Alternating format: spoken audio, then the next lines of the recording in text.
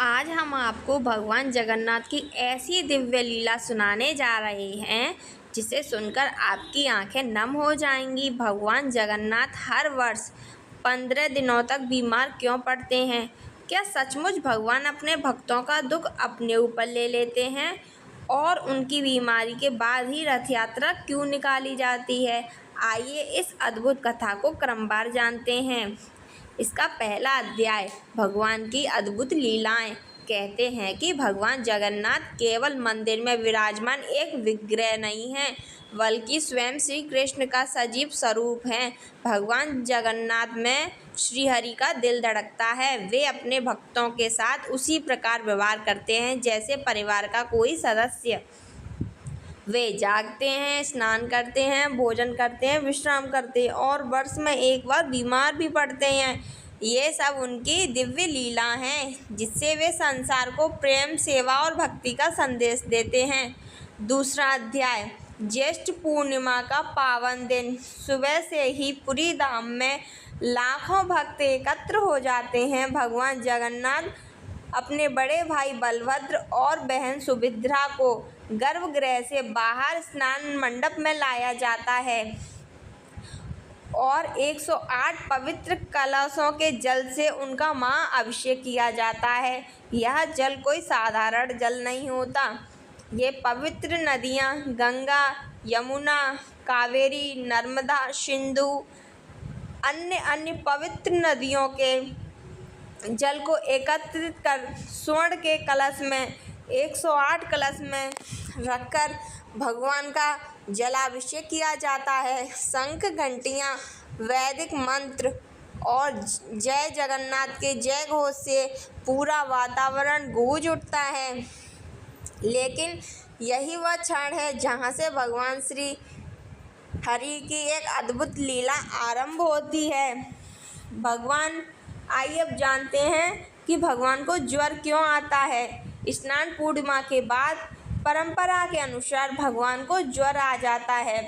वैज्ञानिक विधि के अनुसार जाने तो ज्येष्ठ माह तपती गर्मी में स्नान, ठंडे शीतल जल से स्नान करने के बाद सद्गर्म से प्रभु हमारे को ज्वर मतलब बुखार आ जाता है। यह कोई साधारण बीमारी नहीं है, बल्कि भक्तों के प्रति उनके प्रेम और करुणा की एक लीला है।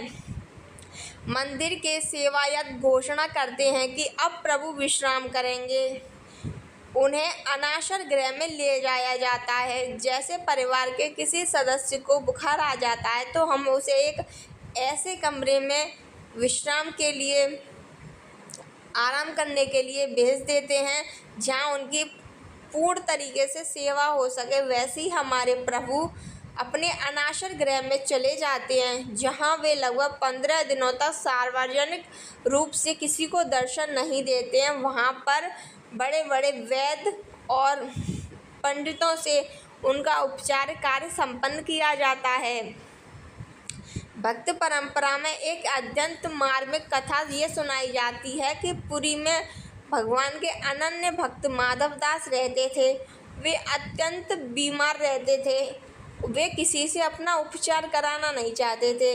वे चाहते थे कि स्वयं श्री जगन्नाथ जी उनका उपचार करें।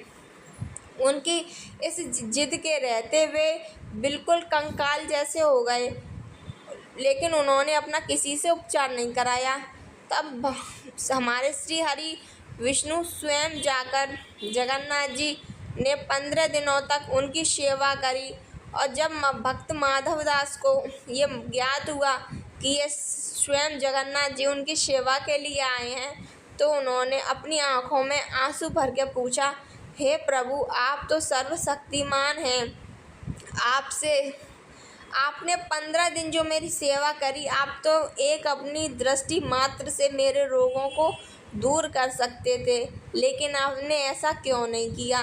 तब भगवान जगन्नाथ कहते हैं कि माधव दास, तुम मेरे सबसे प्रिय भक्त हो। मुझे यह सेवा का अवसर बड़े प्रिय है। मैं अपने भक्तों का ऐसा ही ध्यान रखता हूँ जो मेरी भक्ति में सदैव लीन रहते हैं। मैं भी उनकी भक्ति में लीन रहता हूँ।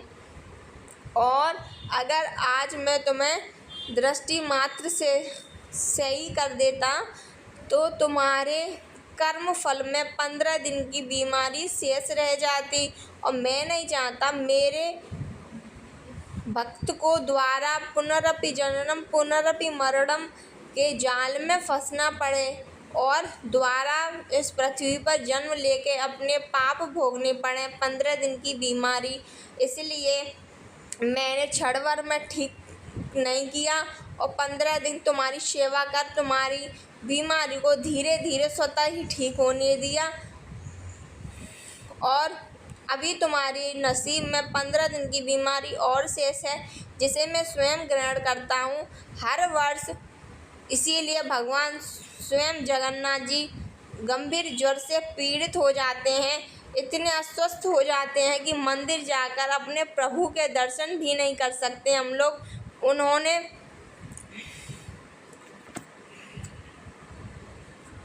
और वही बीमारी हमारे जगन्नाथ जी को स्नान पूर्णिमा के बाद भयंकर जो ज्वर आता है वो इसी का कारण है, और इन 15 दिनों तक भगवान के प्रत्यक्ष दर्शन नहीं कराए जाते हैं, और 15 दिन पूर्ण होने के बाद फिर वह स्वर्ण क्षण आता है जिसका भक्तों को बेसब्री से इंतज़ार रहता है। भगवान नए दिव्य श्रृंगार में दर्शन देते हैं, इसे नव यौवन दर्शन कहा जाता है, नेत्र दर्शन कहा जाता है। भक्त मानते हैं कि बीमारी के बाद भगवान का तेज और भी अधिक दिव्य हो जाता है। स्वस्थ होने के बाद भगवान स्वयं अपने भक्तों से मिलने निकल पड़ते हैं। वे अपने बड़े भाई बलभद्र और बहन सुभद्रा के साथ भव्य रथ पर विराजमान होकर गुंडिचा मंदिर की ओर प्रस्थान करते हैं, जो कि उनकी मौसी का घर है। यही रथ यात्रा का संदेश है। भगवान स्वयं अपने भक्तों के द्वार तक जाते हैं, उनकी कृपा सभी पर समान रूप से बरसती है, और अपनी मौसी के घर गुंडिचा मंदिर में भगवान 9 दिन तक रहते हैं और अपना पहला प्रसाद दही, केला और नारियल का भोग पाते हैं। भगवान जगन्नाथ की यह लीला हमें सिखाती है कि सच्ची भक्ति में प्रेम, सेवा और करुणा समर्पण सबसे बड़ा धर्म है।